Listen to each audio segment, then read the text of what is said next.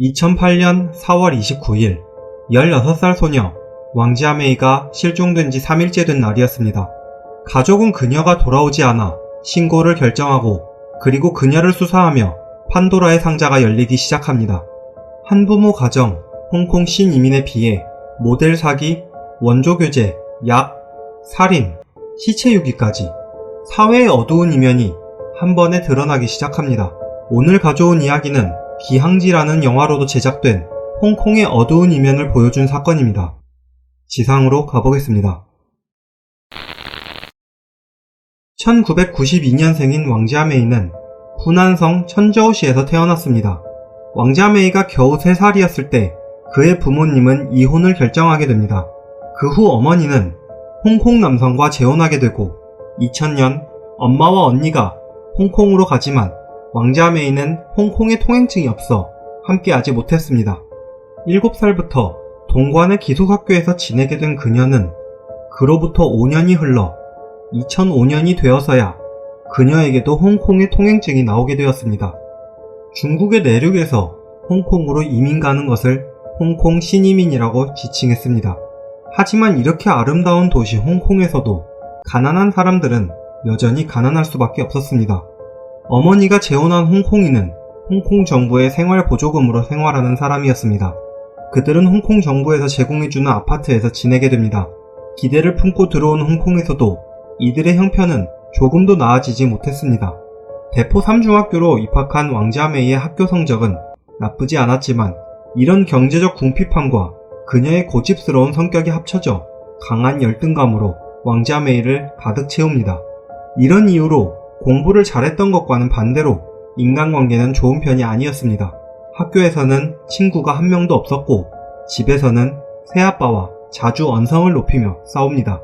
엄마에게 길거리 국어를 시키려는 새아빠를 보며 왕지아 메이는 자퇴를 결심하고 치킨집에서 아르바이트를 하게 됩니다. 그런 그녀에게도 어릴 적부터 품어온 꿈이 있었습니다. 바로 모델이 되는 것이었죠. 힘들게 아르바이트를 하면서도 모델 지원을 계속합니다. 그리고 왕지아 메이는 2007년 드디어 한 개의 회사에서 연락을 받습니다. 그녀에게 회사는 계약서를 내밉니다. 모델이 되기 전 교육비, 화장비용 등의 비용이 발생하지만 이후에 돈을 벌면 갚아야 한다는 계약서였죠. 하지만 이 모든 것은 어린아이들의 꿈을 잡아먹고 사는 어른들이 만들어낸 회사였습니다. 그리고 왕지아 메이는 한순간에 5만 홍콩 달러를 빚집니다. 교육 명목으로 찍었던 노출이 심한 사진으로 협박을 받기 시작합니다. 독촉을 감당하기 위해 돈 벌 방법을 찾던 중 왕지아 메이와 같은 처지의 친구들이 알려준 방법은 단 한 가지였습니다. 그때부터 홍콩의 원조교제 사이트에는 킴이라는 이름이 올라옵니다. 괜찮아. 조금만 견디면 모든 게 괜찮아질 거야. 그녀를 버티게 해주는 주문이었습니다. 그리고 2007년 4월 27일 그녀가 실종됩니다. 경찰의 수사는 왕지아 메이의 가출 가능성에서부터 시작합니다. 하지만 그녀의 가출 가능성은 전혀 없었죠. 실종된 왕지아 메이를 찾기 위한 수사가 진행되던 중 경찰은 한 통의 제보 전화를 받게 됩니다. 제 친구가 의심스럽습니다. 그리고 경찰이 찾아낸 이름은 바로 띵치타이였습니다.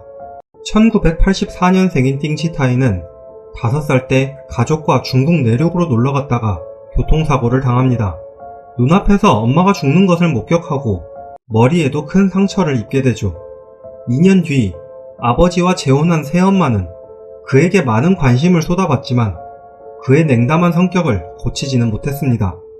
8살 같은 반 친구를 심하게 괴롭히고 정신과 상담을 받으며 의사의 권유로 특수학교로 전학을 가게 됩니다.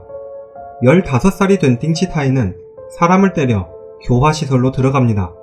그로부터 1년 뒤 이곳을 빠져나와 직접 돈을 벌며 생활하기 시작합니다. 173cm의 키에 100kg이 넘는 그는 두뇌 회전이 놀라울 정도로 빨랐지만 폭력적인 성향이 강했다고 합니다. 같이 일하는 사람들이 그를 부르던 별명은 뚱땡이 타이였습니다. 띵치타이에게 인생의 조언을 해준 사람이 없어서였을까요?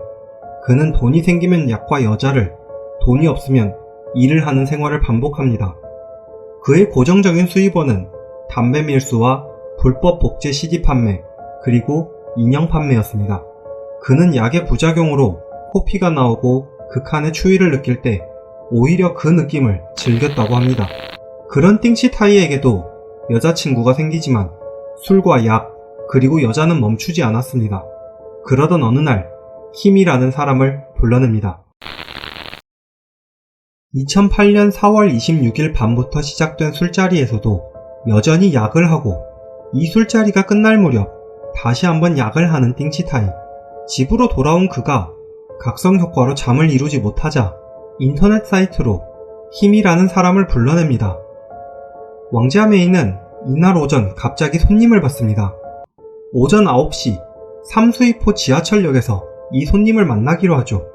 그의 집에서 왕자 메이에게 약을 권하는데 처음 먹은 약으로 머리가 어지러질합니다.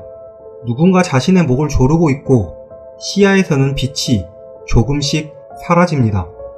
오후 3시 띵치타이가 정신을 차렸을 때 차갑게 식어버린 왕자 메이를 마주합니다.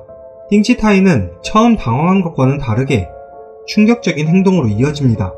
왕자 메이의 일부는 몇 시간에 걸쳐 변기를 통해 하수도로 내려가고, 한 부위는 버스를 타고 이동한 항구에 버려집니다. 다시 택시를 타고 돌아와 나머지는 시장의 정육점에 섞여 내보냅니다. 평소 친구에게 허세를 잘 부리던 띵치타이는 자신이 한 일을 친구에게 말하게 됩니다. 친구의 제보로 띵치타이는 변명의 여지도 없었고 도망갈 곳도 없었습니다. 띵치타이에게는 살인죄 한 개만 적용되어 2009년 7월 27일 종신형이 내려집니다. 영화 기항지의 주연으로 출연한 곽부성은 공교롭게도 홍콩의 애비최 사건의 주인공과 둘도 없는 친구의 남편이기도 합니다. 모두 홍콩 전역을 들썩이게 만든 사건이었죠. 단 2명의 인생을 통해 사회의 암울한 이면을 한 번에 마주하게 만든 사건, 그리고 처음부터 끝까지 합법적인 것이 존재하지 않아 더욱 슬프게 만드는 사건. 세상의 모든 이야기 지상이었습니다.